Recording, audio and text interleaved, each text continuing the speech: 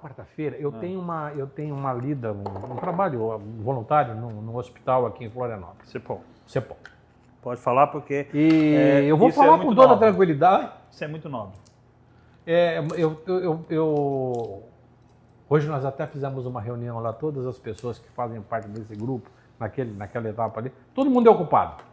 Todo mundo ocupado, todo mundo tem o que fazer.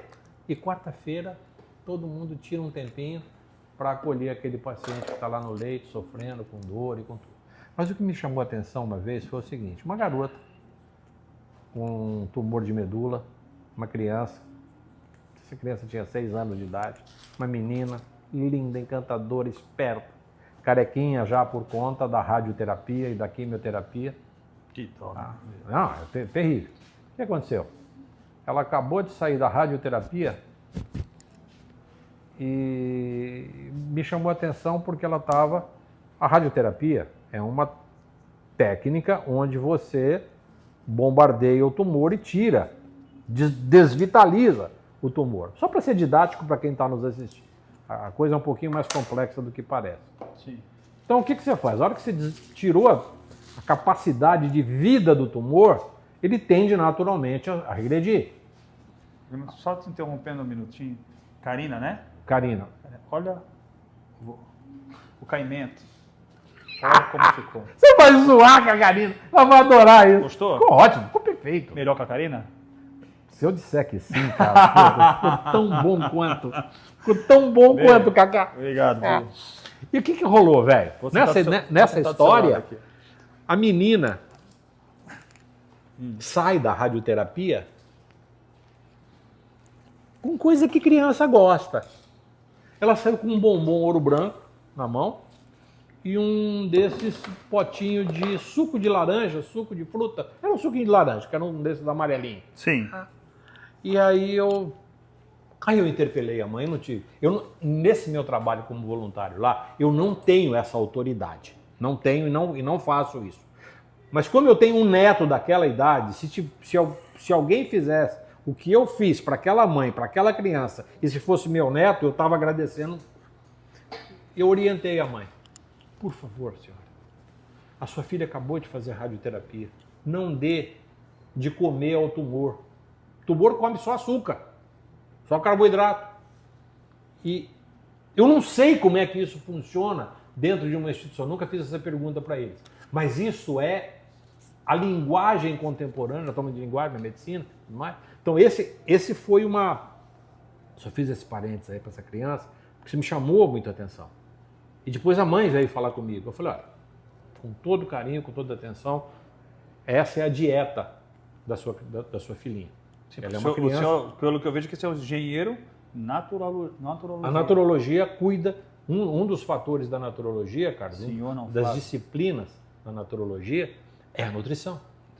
A nutrição é um fator... Deixa eu te perguntar uma coisa. Eu também já tive casos de câncer, infelizmente, na minha família, né, tumores. Uma das coisas que mais... Agora vamos entrar um pouco nessa área, né, que você está envolvido.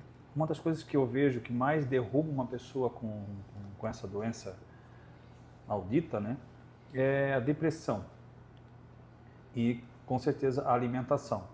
Certo. Uma das pessoas que passou na minha vida, no caso, uma pessoa muito importante, ela teve depressão crônica, né? E a alimentação dela era péssima. Ela tinha diabetes, colesterol, e mesmo assim ela definhava na alimentação. É fato, é verídico que isso que eu estou falando, ele realmente acelera o processo do tumor? Vou te fazer uma pergunta, é claro que é uma brincadeira. Você já viu alguma raiva andando sozinho aí pelo asfalto? Algum medo? Um medo andando sozinho? Não. Ou mesmo um entristecimento? Entristecimento é o conjunto de situações onde a depressão é um dos fatores. Você nunca viu um entristecimento andando por aí sozinho. Então a raiva, a depressão, entristecimento, medo, dúvidas, incertezas, preocupações, pensamentos obsessivos é parte integrante de um organismo biologicamente organizado. Eu e você podemos ter um quadro depressivo. Sim. Eu e você podemos sentir medo, dúvidas, incerteza, dar uma encagaçada por alguma situação. O que desencadeia esse quadro depressivo? Isso aí, toda vez que nós temos uma disfunção nutricional, nós temos uma disfunção nutricional, nós somos acometidos de um determinado comando emocional. Vou te dar um exemplo com relação ao medo. O medo, ele se situa, organicamente funcionando, na nossa cintura. Não fui eu que inventei isso. Isso é da medicina tradicional chinesa, já remonta a 5.000 anos. Aquele arzinho na barriga quando está com medo, fica aquele friozinho ali. Tá, então o que acontece quando você está com medo? Tá? O medo tende a fazer com que toda a energia do nosso corpo desça. Sim. Né? Então, geralmente, a pessoa, quando está com medo, muito medo, ela tende naturalmente a ficar com o seu sistema geniturinário disfuncional. O cara fez xixi na calça de tanto medo. Ele se mijou todo. De quê? De medo. Então, isso é disfuncional. Então, eu posso ter um medo circunstancial. Um evento que me deixou com medo. Mas eu posso ser uma pessoa amedrontada. Com dúvidas, incertezas, medo de tudo, não pego junto e tal. Que é uma coisa normal. É uma coisa. Isso aí agora é patológico, tem tratamento para isso.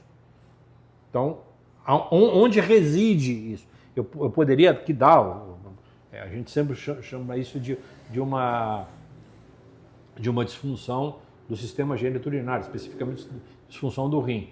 Ele deu o exemplo do medo, mas tem outros tantos, mas não fica pensando, você que está me ouvindo agora aí, assistindo, pensando que é uma questão, que se você tem alguma questão renal, não necessariamente você precisa estar com medo. Exato. Né? Por favor. Vamos aumentar essa situação. Essa nossa conversa aqui não é uma conversa, isso aqui não é um papo de...